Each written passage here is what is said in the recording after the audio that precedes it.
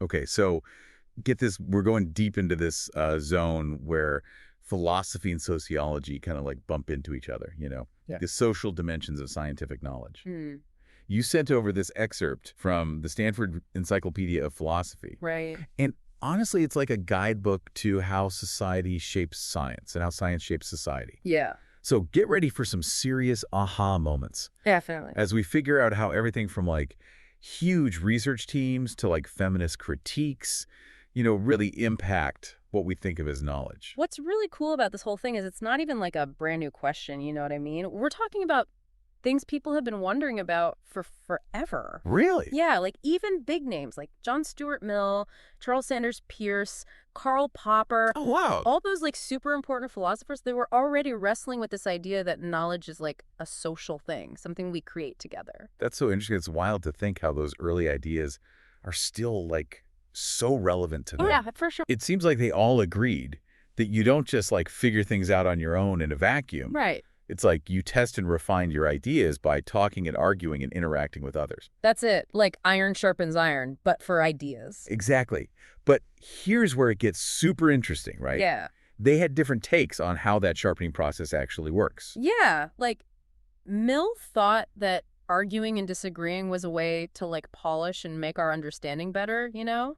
Hmm. But Popper was more focused on using criticism to like expose the bad ideas and get rid of the false stuff. So for Mill, it was like building up knowledge through dialogue and debate. Yeah. But for Popper, it was more like tearing down the shaky ideas to get closer to the truth. Is that it? You got it. It's a really basic difference in how they thought about the role of criticism Right. when it comes to making knowledge. And this whole tension between like the social side and the individual side, Yeah. between building things up and tearing them down, well, it's still a big deal in the philosophy of science. Which kind of brings us to today's world of big science, right? Yeah. All these massive research projects with tons of people working together. Right. Like the excerpt talks about Hardway's example of this crazy physics experiment. So complicated that like no single scientist understands the whole thing. Right. It makes you think, are we just trusting each other blindly in these huge endeavors? It's a big question, and it really gets at the heart of this whole debate about whether we can trust what other people tell us. You know, testimony is evidence. Yeah. Think about it. Most of what we know about the world comes from believing what other people say. It's true. Doctors, engineers, historians, like, we can't check every single thing ourselves. It's like we're all standing on the shoulders of giants building this tower of knowledge built on trust. But, Yeah, but and the excerpt points out, even science, even with all the care, like those cases of the cold fusion mess and Andrew Wakefield's vaccine fraud, that was wild. it's a good reminder that science, it's powerful, but it's still done by humans, you know? And humans, we mess up. Yeah. We've got biases, we make mistakes, and sometimes we even lie. So the systems we put in place to protect scientific knowledge, those are really important. And that brings us to peer review, Hmm. which a lot of people see as the big safeguard. But the excerpt points out that even peer review isn't perfect. Right. Like, studies have shown that biases can sneak in based on gender, Yeah. nationality, or even just the topic of the research. It's true. The idea of peer review is to have these unbiased experts checking the research for mistakes and making sure it's good quality. But in real life, Right. subjective opinions, they can still get through. So what counts as good science Right. can actually be affected by who's doing the judging Yeah. and what they already believe. That's pretty wild when you think about it. Yeah. Yeah. And if we look at it like Thomas Kuhn did, those weird things in peer review might just be different values bumping into each other within the scientific world. It's not always about some individual's bias. It's more about the whole way of thinking within a field and its basic assumptions. Wait, so you're saying that what gets called good science might actually be influenced by the values of the people making those decisions? Yeah. That feels kind of slippery, doesn't it? That's exactly what some philosophers and sociologists are saying. Hmm. And it goes beyond just peer review. Right. It gets to this bigger issue of values in science. Yeah. You know, the idea of value-free science. Right. Well, a lot of people are challenging that idea now. So it's not just about asking if a scientist is honest. It's about how values might be like baked into the whole way we know research. Yeah. How does that even work? One way to think about it is with this idea of inductive risk. Inductive risk. It's a term from this philosopher Heather Douglas, and it's not just about avoiding harm during research. which is obviously important. Yeah, of course. But it's more about thinking about the potential consequences of what scientists say, even if they turn out to be wrong later. So it's like scientists are making bets not just on whether the results are right, but also on how those results might impact society, Exactly. even if they're wrong. Yeah, and this brings up some seriously hard questions, Mm. The excerpt uses the example of dioxin research. Okay. Like, how do scientists balance worries about public health with economic factors when they're deciding how to do their research? Right. What if the results, even if they're technically correct, lead to policies that hurt certain groups or industries? That's a tough one. It's like they're being asked to predict the future. It shows how complicated the relationship between science and society is, Yeah. and how values are woven into research. And this is where sociologists of science come in with their social constructivist perspective. Right. They argue that social factors really influence scientific conclusions, which feels like a tug of war between people who see science as this pure, objective, truth-seeking thing Right. and those who say it's all embedded in society and culture. Yeah, it is a kind of tug of war. And the philosophy world has been trying to figure out how to respond to this challenge. Yeah. Some try to find the purely objective parts of science, Right. while others try to reconcile the social and the cognitive. Right. And then some propose totally new ways of thinking about knowledge where the social stuff is built in. So it's like the philosophy of science is having an identity crisis, trying to deal with all these messy social factors. It kind of is. So what does some of those responses look like? Well, you've got the isolationists Right. who say that science, in its ideal form, is rational and objective. Right. And that sociologists are making too big a deal out of the social stuff. It's Yeah. almost like saying, don't worry, true science will always overcome these messy social influences. That's a nice thought, but is it realistic? That's what we're trying to figure out. Yeah. Then you have the reconciliationists. No. They're trying to find a middle ground. Right. They admit that social factors are involved, but still believe we can get objective knowledge even with those influences. Okay. Philip Kitcher's idea of an external standard of rationality is a good example of that approach. So Kitcher is saying there's like this universal standard of what counts as rational, Yeah. something that goes beyond the values of any specific community. But wouldn't that clash with the idea that different groups of scientists might have different values and priorities? Yeah, it raises some tricky questions, and that's where the integrationists come in, folks like Helen Longino. Okay. They totally embrace the idea that knowledge is basically social. Right. And they come up with models of science where the social isn't just this annoying thing to control for, Right. but like a fundamental part of the whole process. Whoa. Okay, my mind is officially blown. It's a big shift. So they're not trying to like purify science from the social. They're saying the social is what makes scientific knowledge possible in the first place. You got it. A great example is Helen Longino's critical contextual empiricism. Oh yeah, we touched on that earlier. How does that work again? Longino's model is all about how important critical discussion is within science. Okay. She argues that objectivity doesn't come from some lone genius in a lab, but from this tough social process of testing and refining ideas through arguments and conversations. So it's the back and forth between scientists Right. that keeps them honest and helps them get closer to the truth. Exactly. Longino even gives us 4 rules for getting to objectivity. Oh, wow. Okay. Being open to criticism, actually responding to that criticism, Okay. being clear about the standards you're using, and this thing called tempered equality of intellectual authority. Tempered equality of authority. What does that even mean? It means that everyone in the scientific world can potentially contribute something meaningful, Right. Obviously, people can lose credibility if they keep ignoring criticism or not giving evidence for their claims. Right. But the goal is to create a space where different perspectives can be heard and judged on their own merits, not based on who said it or their reputation. That's pretty democratic. Yeah, kind of. It's about recognizing that knowledge is something we make together, not a solo mission. Okay, wow. This is a lot to process. I know, right? Maybe we should pause here. Yeah. We'll pick up this discussion in part 2 of our deep dive, where we'll really unpack those philosophical responses to the social side of science in even more detail. So stay tuned. Definitely. So yeah, picking up where we left off, let's dive into some of those philosophical responses to the social side of science.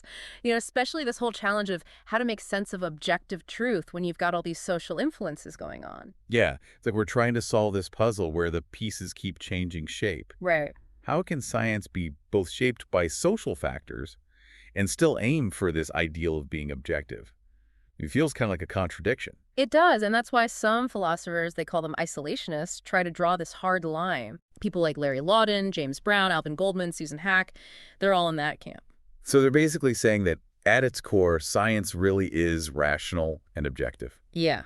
And anytime it gets mixed up with social stuff, well, that's just bad science. Like, it's something to be avoided. Exactly. They see social influences as a threat, something that could mess up the purity of scientific knowledge. It's a noble goal for sure, striving for that pure knowledge. But I don't know if it's really possible, given everything we've been talking about. All these layers and complexities in how science actually works. What do you think? That's a great point, and that's where the reconciliationists come in. Thinkers like Ronald Gere, Mary Hess, and of course Philip Kitcher, who we talked about earlier. Right. They get that social factors are part of the game, but they think we can still get objective knowledge even with those influences around. So it's not about throwing the whole thing out. They're trying to find a way to include the social without losing the objective. I like that. Yeah, exactly. Gere, for example, he uses this thing called decision theory to model how scientists make judgments. But he factors in things like personal interests and biases, you know? It's like saying, okay, scientists aren't robots. They've got their own motivations and preferences. Right. But we can account for that within a rational framework. Does that make sense? It does. It makes science feel less like this cold machine and more like a human thing where reason and emotion are all mixed together, which, let's be real, is probably a more accurate picture anyway. Yeah, for sure. And then you've got Mary Hess. She uses a network model for how scientists make inferences. Okay. It's kind of like Quine's web of belief, if you know about that. In her model, social factors act as conditions for coherence, working alongside logical constraints to shape how we understand things. So it's like the social and the logical are all woven together, creating this tapestry of knowledge. Yeah, I like that. It's both intricate and strong. Kind of a beautiful image, actually. It is, but maybe the most well-known reconciliationist is Philip Kitcher, with his idea of an external standard for rationality that we discussed earlier. Right, that external standard. He says that even with all the messy social influences, there's this underlying principle that drives scientific progress. It's like a safety net, making sure that science ultimately stays on track, even if individual scientists or even whole communities get sidetracked. But if it's universal, how does that work with the idea that different scientific communities might have their own values and priorities? That's the key question, and that's where the integrationists offer a different perspective. They're totally on board with the idea that knowledge is social at its core. And they built models of science where social factors aren't just these annoying things to be controlled for, but fundamental parts of the process itself. Okay, my mind is officially blown again. It's a big shift. So they're not trying to clean up science and get rid of the social. They're saying the social is what makes scientific knowledge possible in the first place. Exactly. And a great example is Helen Longino's critical contextual empiricism, which we touched on before. Right. Her model really puts the focus on critical discourse as the engine of scientific progress. So it's all about scientists arguing with each other, testing assumptions, refining their theories through this ongoing debate. Kind of like a never-ending sparring match. Yeah, that's a great way to put it. Longino's argument is that this back and forth is what allows science to move towards objective truth, even if each individual scientist is shaped by their own background and point of view. So it's like a self-correcting mechanism within the scientific community where all those biases and mistakes get exposed through this constant dialogue and debate. You got it. And Longino really emphasizes how important it is to have a variety of perspectives in those scientific communities because different viewpoints can bring different assumptions and biases to light. Makes sense. A community that's too uniform, too similar in their thinking, they might be more likely to fall into groupthink and not challenge their own beliefs. Absolutely. And that brings us to another interesting integrationist view, Miriam Solomon's social empiricism. Okay, from critical contextual empiricism to social empiricism, my vocabulary is exploding. Haha, I know, right? But really, it sounds like they're both dealing with similar issues, just from slightly different angles. Yeah, they are. Solomon's approach is really cool because it focuses on this idea of community rationality. Hold on. Community rationality. Does that mean like a whole community can be rational even if the individuals in it aren't?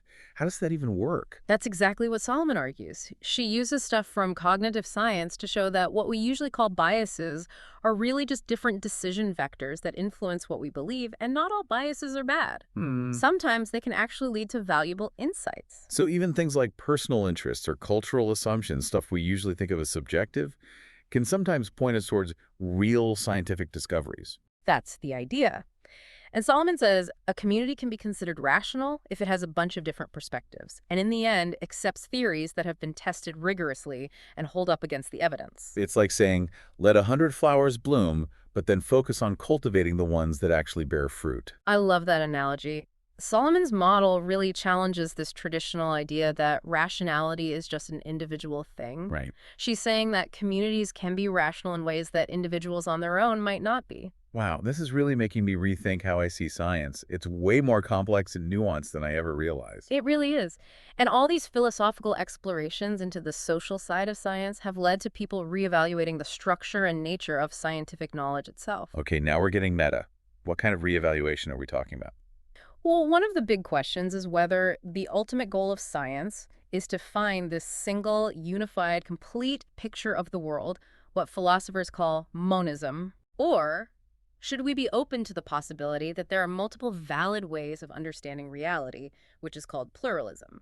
Oh, so this is where that debate between monism and pluralism comes in. Exactly. Monists think science is all about finding that one true theory that explains everything, the ultimate theory of everything, right? Right. While pluralists argue that there might be multiple equally valid ways of understanding the world. It's like the difference between believing in one big map that shows every detail of reality, Right. versus realizing that different maps can be useful for different purposes. That's a great analogy. And a lot of pluralists use that map idea to explain how scientific theories can be both partial and adequate at the same time. So instead of looking for the one grand unified theory of everything, maybe what we need is a collection of different scientific theories, each one giving us a valid but incomplete view of reality. That's the basic idea. And there are different types of pluralism, each with its own details and arguments. Okay, this is getting even more interesting. Can you give me a taste of what those different types are like? Sure, Patrick Space, for instance. He talks about the problem of incommensurability. Incommensurability. Yeah, it's a mouthful, but he's basically saying that the specialized language of different scientific fields, they might not be fully translatable into each other. Right. It's like those specialized terms we've been using today, they have very specific meanings in philosophy of science. Right. And they might not map perfectly onto concepts in other fields. It's like trying to compare apples and oranges, or maybe even apples and quarks. Each field has its own unique way of looking at the world. Exactly. Then there's Nancy Cartwright. She uses this metaphor of a dappled world to talk about the complexity and diversity of reality. A daddled world. Yeah. That sounds kind of poetic. How does it relate to science? Well, Cartwright argues that scientific laws and models, they only really apply to specific patches of reality. And she says there might not be this one set of big overarching laws that governs everything. Yeah. It's more like a patchwork quilt, with different patterns and textures. So instead of a smooth, uniform universe, we have this patchwork of different things going on, each with its own unique set of rules. I'm starting to see why they call it a dappled world. Right. And this dappled nature of reality makes it really hard to try to come up with one single unified explanation for everything. I'm starting to like this pluralism idea. It seems more open to the messiness and complexity of the world instead of trying to fit it into one neat little theory. Yeah, I think that's a good observation. And then you've got another type of pluralism called integrative pluralism, championed by Sandra Mitchell. Integrative pluralism. She's not into this idea that we need to reduce everything down to one level of explanation. Right. Like saying physics is the base for chemistry and chemistry is the base for biology and so on. Instead, she argues for having a range of explanatory strategies, depending on what we're trying to understand. So it's about recognizing that different levels of analysis, from the super tiny to the super huge, they might need different types of explanations. Exactly. The goal isn't necessarily to find one single explanation that covers everything, Right. but to develop a picture of reality that's coherent and comprehensive by combining insights from different perspectives. This integrative pluralism sounds ambitious, Yeah. but it does seem to fit with how science is becoming more interdisciplinary these days. We're seeing more collaborations between physicists and biologists, sociologists and neuroscientists and so on. Totally. And it reflects this growing understanding that to really grasp these complex things, we need multiple points of view. What do you think about all of this so far? Honestly, this whole conversation is showing me that pursuing scientific knowledge is so much more dynamic and multi-layered than I ever thought. It's not just about finding answers. Yeah. It's about asking the right questions, Yeah. being open to different ideas, and constantly refining how we understand the world. That's beautifully put. And as we continue to wrestle with the social aspects of science, we can expect even more nuanced and sophisticated approaches to pop up, which will just make our understanding of this dance between knowledge, society, and our quest for understanding even deeper. And, some scholars, they take this pluralism idea even further. Like they say, we shouldn't even require those multiple accounts to be compatible with each other. But incompatible scientific theories. That just sounds wrong. Doesn't science want a picture of the world that makes sense and is consistent? How can you have multiple explanations that contradict each other? Yeah, you're right to point that out. We do want coherence in science. But remember, we're talking about different models or representations of reality, each one capturing like a specific piece of the puzzle sometimes. To really understand something complex, we might need multiple models, and those models might not always agree. Okay, I see what you mean. It's like using different lenses to look at a really fancy gem, right? Each lens shows you a different facet, but you need all of them to see the gem's full beauty and complexity. That's a great analogy. Kellert, Longino, and Waters, they argue this really well. They say that making those models compatible could make us oversimplify things, and we might miss out on valuable insights that don't fit neatly into one big framework. So it's admitting that the world is just too complicated and multifaceted to be captured by one single theory to really get it. We need a whole bunch of different perspectives. Exactly. And this is what they call non-compatibilist pluralism. It kind of connects with the idea of promiscuous realism that John Dupree talks about, which suggests that there might not be just one natural way to divide the world into categories. So instead of looking for the one true way to classify things, Right. we might have many valid ways to do it, depending on what we're trying to do and the specific context. That's the main point. It's about recognizing that scientific knowledge is flexible and depends on the context rather than being fixed and absolute. This is really making me rethink a lot of things I thought I knew about science. It's so much more dynamic and fluid than I imagined. It really is. And it brings up some really important questions about how we decide which models or theories to use in a certain situation. If we've got multiple valid options, how do we choose which one is best, especially when the stakes are high? That's a great question. It's not just about which theory is the most elegant anymore. It's about making choices that affect real people's lives. So how do we choose? Well, that's where being practical comes in. Both the compatibilist and non-compatibilist pluralists, they agree that practical concerns should help us choose which models or theories to use. So it's about asking, what are we trying to achieve with this knowledge? Yeah. And then choosing the model that helps us reach that goal the best. Exactly. And those goals can be all sorts of things, like making new technologies, informing public policy, making medical decisions, even just figuring out how the universe works. All these things mean we have to think hard about which tools are the best fit for the job. It's like having a toolbox full of different tools, each one made for a specific thing. You wouldn't use a hammer to tighten a screw, and you wouldn't use a screwdriver to build a house. Exactly. Just like a skilled craftsperson knows which tool is best for each task. Understanding pluralism in science lets us pick the models or theories that are most appropriate for our needs and goals. This whole conversation has really made it clear how important critical thinking is, especially when there isn't always one right answer. It's about being able to navigate a world of multiple perspectives. You're absolutely right, and it shows how important it is to have open and honest discussions about the values and priorities that shape scientific research, because those values definitely influence the choices we make. And speaking of values, there's one last thing from the excerpt that really stuck with me. It's Miriam Solomon's argument that disagreement, that not having everyone agree, can actually be a good thing for science. That's a great point to bring up. Solomon disagrees with the usual view that consensus is always what we should aim for. She says that disagreement can be helpful for producing knowledge. So instead of rushing to embrace the most popular theory, we should actually encourage healthy skepticism and exploring different ideas. That's the idea. Solomon argues that different models or theories often highlight different aspects of something. And if we try to reach consensus too quickly, we might miss out on valuable insights that don't fit with the dominant way of thinking. It's like having a group of detectives trying to solve a crime.